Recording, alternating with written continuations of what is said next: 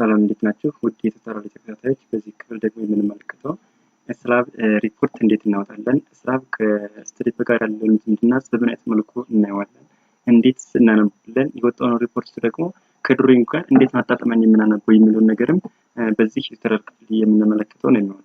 አበበ ማናዬ ይባላል። የዚህ ቱቶሪያል አዘጋጅ ነኝ።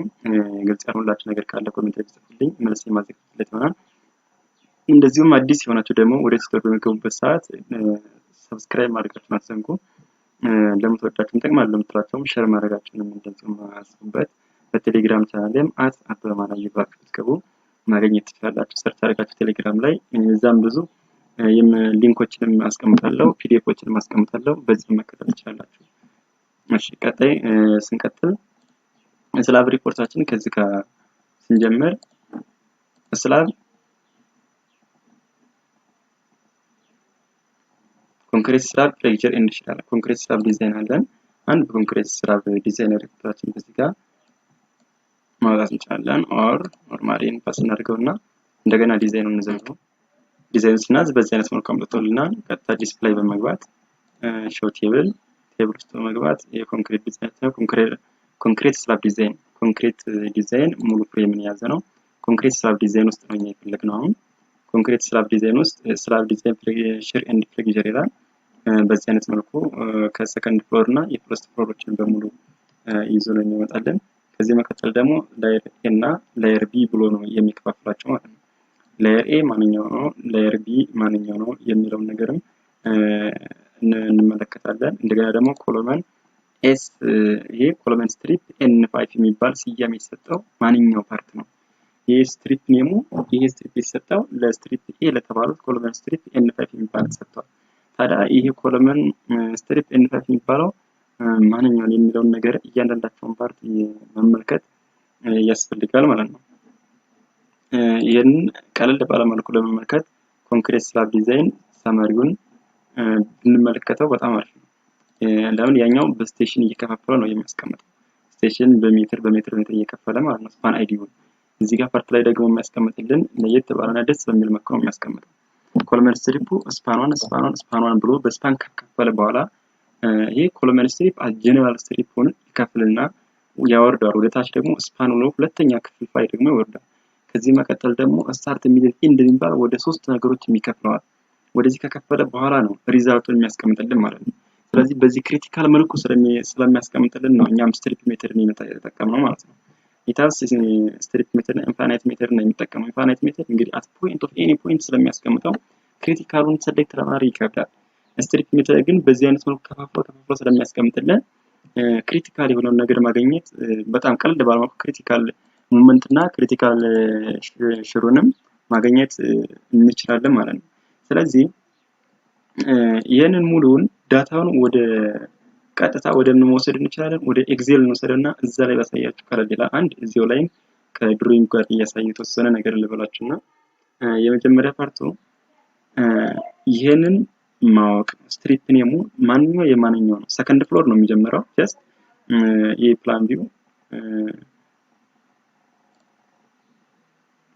ነው እያሳየን ያለው ሰከንድ ፍሎር ላይ ነው ያለነው። እኛም ሰከንድ ፍሎር ላይ ነው ያለነው። ከዚህ ጋር ደግሞ እኛ እናብራና ዲዛይን ስትሪፕ ሌብሉን እናብራ። ስትሪፕ ሌብሉን ስናበራለት አፕላይ ስንል ስትሪፕ ሌብል ይሰጠናል።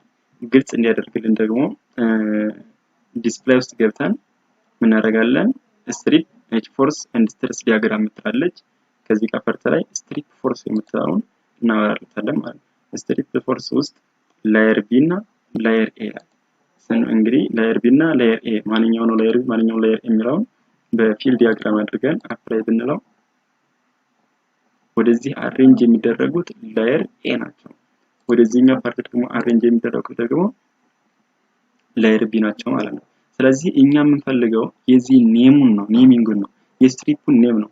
ይሄ ሙሉ ከዚህ እስከዚህ ያለው ኮሎመን ስትሪፕ፣ ይሄ እንዲህ ያለው ኮሎመን ስትሪፕ ይታወቃል። ስሙ ኮሎመን ስትሪፕ ኤን5 በመባል ነው የሚታወቀው። የመሃለኛው ሚድል ስትሪፕ ከኢንድ የሚሄደው ደግሞ ምን በመባል ይታወቃል? ሚድል ስትሪፕ ኤን4 በመባል የሚታወቀው ሚድል ስትሪፕ ነው ማለት ነው። እንደገና ደግሞ ወደዚህ ተመልሰን ደግሞ ወደ ላየር ቢ በምንመጣበት ሰዓት ደግሞ ኮለመን ስትሪፕ N9 በመባል የሚታወቀው N1 ብሎ የሚቀጥለው ከየት ነው? ከዚህ ጋር N8 ካለ በኋላ ተመልሶ እንደገና ይዞርና ወደ ስትሪፕ ላየር ቢ ተመልሶ ኮለመን ስትሪፕ 9 ብሎ ይጀምራል ማለት ነው። ስለዚህ ከኮለመን ስትሪፕ ሰከንድ ፍሎር ላይ የዚችን ስራ በሙሉ ስትሪፕ ኤ እና ስትሪፕ ቢ ብሎ ከከፋፈሉ በኋላ ሰከንድ ፍሎር ላይ ያለው ነው ብያቸዋለሁ።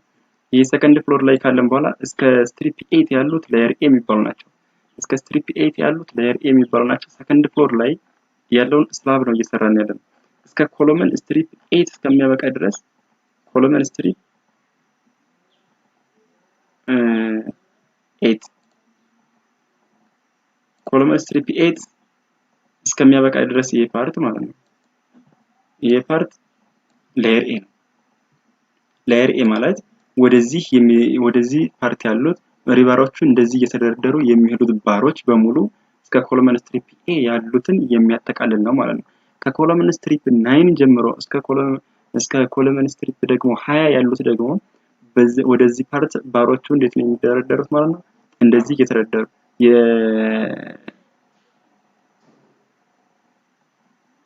እየተደረደሩ የሚሄዱት ማለት ነው። የነዚህ ባሮች የስትሪፕ ቢ እንደዚህ የሚደረደሩ ናቸው። እነዚህ ደግሞ ወደዚህ እየተደረደሩ የሚሄዱት የባሮች እስከ ኮለመን ስትሪፕ 20 ነው። ከኮለመን ስትሪፕ 20 ከቀጠለ በኋላ ወደ ፈርስት ፍሎር ራሱ ሙቭ ያደርጋል ማለት ነው።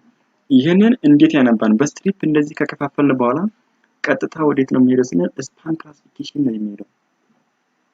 ስፓን ይከፋፈላል። እንዴት ነው ስፓኑን የሚከፋፈለው ስንል የኮለመን ስትሪፕ N5 የምትባለው ሙሉ ይሄ ፓርት መሆኑን ተረድተናል። ሙሉ ይሄ ፓርት መሆኑን ከተረዳን በኋላ ስታርት ሚድል እና ኢንድ የሚላቸው ስታርት ሚድል እና ኢንድ ብሎ ያስቀምጣቸዋል ማለት ነው። እዚህ ጋር ላይ ስኬል ልጨምርና ላሳያችሁ አንድ ጊዜ ዲስፕላይ ስትሪፕ ፎርስ ዩዘር ዲፋይንድ ስኬሉን ወደ 6 ያደርግ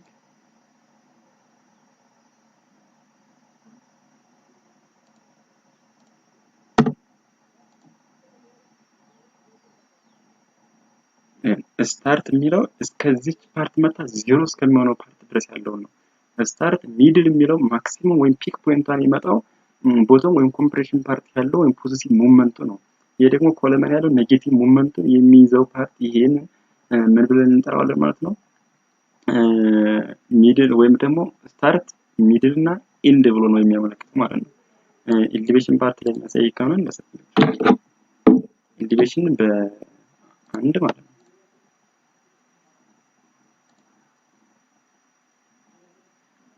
እንደ ቢም አክት ስለሚያደርግ ማየት ይቻላል። ስታርት ሚድል እና ኢንድ ከዚህ ጋር ፓርት ላይ ኮለመኑ ላይ ስለሚገባው ኔጌቲቭ ሪኢንፎርስመንት ወይም ኔጌቲቭ ሙቭመንት ያለው እዚህ ጋር ፓርት ነው። ኔጌቲቭ ሙቭመንት እዚህ ጋር ያለው ፓርት ነው። ፖዚቲቭ ሙቭመንት ያለው ነው።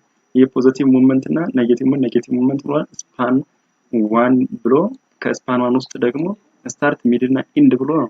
እነዚህን በኮምቢኔሽን 2 ከሰራ በኋላ ይሄን የዘለበት ምክንያት እዚህ ጋር ኮምፕሬሽን ፓርት ላይ ምንም አይነት ሪኢንፎርስመንት ያስፈልገው ኤል ኦቨር 3 ከታጠፈ በኋላ ኖርማሊ ባር ያቆማል። የመሃሉ ክፍት ነው። ወደዚህም ኤል ኦቨር 3 ከወደዚህም ኤል ኦቨር 3 ከመጣ በኋላ ባሩ ክፍት ነው። መሃል ላይ ኮምፕሬሽን ፓርት በኮንክሪት የሚሞላ ፓርት ሆኖ ይቀመጣል ማለት ነው። ስለዚህ ቶፕ ሪኢንፎርስመንቱም 0 ነው የሚሆነው። ከዚህ ጋርም ኤፍ ቦቶም ላይ ደግሞ ቦቶም ሪኢንፎርስመንት ነው ማክሲመም የሚሆነው። ቦቶም ሙቭመንቱ ማክሲመም ስለሚሆን እዚህ ፓርት ላይ ማለት ነው። ስለዚህ በዚህ አይነት መልኩ ያለላችሁን ፓርት ምን እናደርጋለን እንመለከታለን ማለት ነው።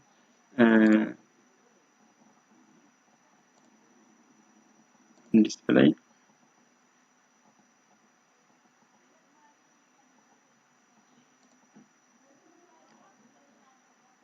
ሞመንት ስትሪፕ ዲዩ ቱ ስትሪፕ ሞመንታቸውን ላይ ይከፋፈል ለማየት ፊልድ ዲያግራም ሾው ቫልዩውን በለውና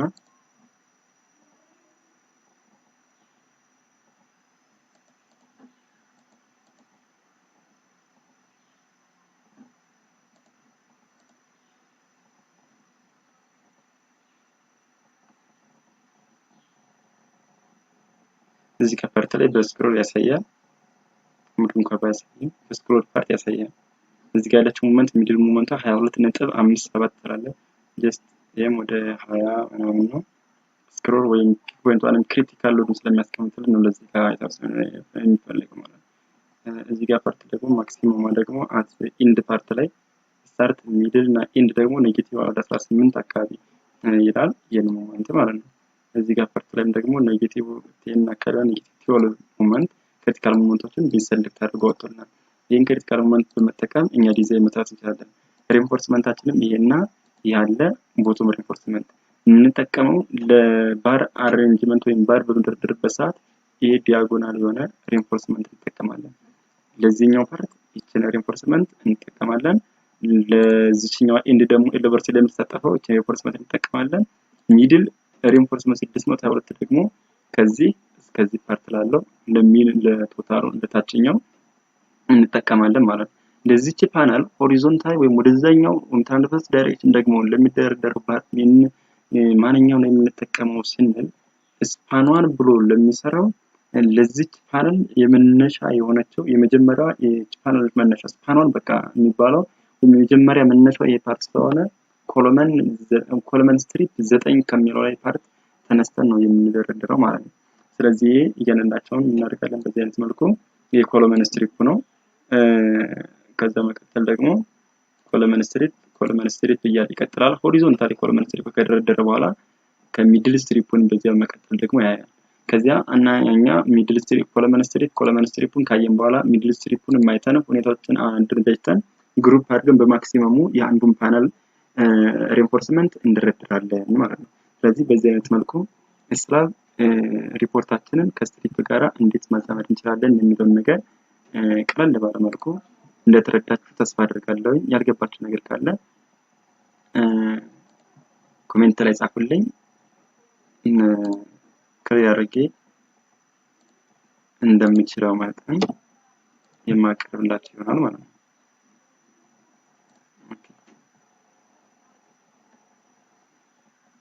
ይሄን በዚህ አይነት መልኩ ካደረግን በኋላ ይሄን ቀጥታ ወደ ኤግዜል ወስደን እያንዳንዳቸውን ስፔሲንጋቸውን ሁሉ ጭምር መስራት እንችላለን ማለት ነው። ስለዚህ ይሄንን ራይት ክሊክ አድርገን ኤክስፖርት ቱ ኤግዜል እንልና ይሄን የመጣን ዳታ ሙሉ አዚስ እንዳለ ባለበት ሰሌክት አድርገን እናስቀምጣለን። በምንፈልገው መልኩ በምንፈልገው ፎንት ታይፕ በምንፈልገው በቴብልም ከሆነ በቴብል ያለ ቴብልም ከሆነ ያለ ቴብል ዳታችን ሪአሬንጅ አድርገን ለሚፈልግብን ሪፖርት ማዘጋጀት ይጠበቅብናል ማለት ነው። ስለዚህ እኛ ከስፓኗን ከሚባለው ነገር ስንፈልግ የምንጠቀማቸውን ዳታዎች ይሄንንና እንደዚህም ደግሞ የሞመንት ይሆናል ማለት በዚህ ሞመንት የመጡትን ኤሪያ ኦፍ ሪንፎርስመንቶች ነው ለስራ ስፓኗን ለሚባለው የምንጠቀመው ማለት ነው። አሁንም ለቀጣይ ፓርት ደግሞ ይሄንንና እንደዚህም እንደዚህ ኮለመኖችን ስታርት ኤንድ እያደረግን ማለት ነው። እንደዚህ ያሉ ፓርቶችን ነው የምንጠቀማቸው። ያው ኤንድና ስታርት ያሉት በዚህ አይነት መልኩ ከዚህ መቀጠል ደግሞ ሚድል የሚባሉትን ፓርቶች ደግሞ ለዚህኛው ፓርት እንጠቀም። የሚድሉ ዜሮ የሆነበት ምክንያት ስቴር ፓርት ስለሆነ ባዶ ነው፣ ምንም አይነት ነገር የለውም፣ ሞመንት የሚባልም ነገር የለውም። ስቴር ፓርቱ ክፍት የሆነ ስለሆነ ማለት ነው። ይሄ እንዴት ነው ራውንድ ቪው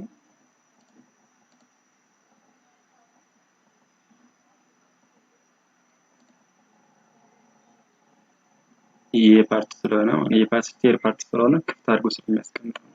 ለዛ ነው በቃ እንጂ ምን ሚስ የሚደረግ ትክክለኛ ዳታ ከገባለ ሚስ የሚደረግ ነገር አይኖርም ማለት ነው።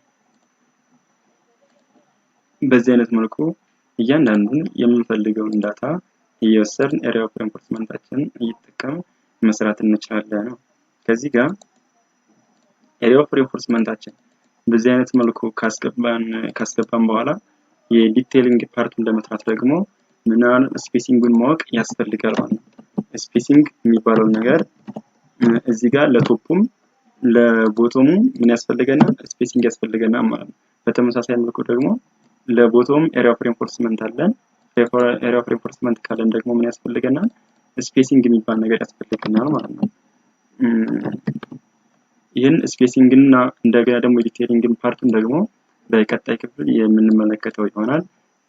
እዚህ ጋር ፓርት ላይ ሪፖርት እንዴት ማውጣት እንችላለን የሚለው ነገር ከተገነዘብን በኋላ ቀጣይ የምንመለከተው ደግሞ ዲቴይሊንግ ፓርቱን የቢም የኮለመን እንደዚህም ደግሞ የስላብን እንዴት አድርገን ስፔሲንጋችን እናወጣለን የሚለው ነገር ካየን በቀጣይም ደግሞ እየተጓዝን አብረን የምንመለከት ይሆናል።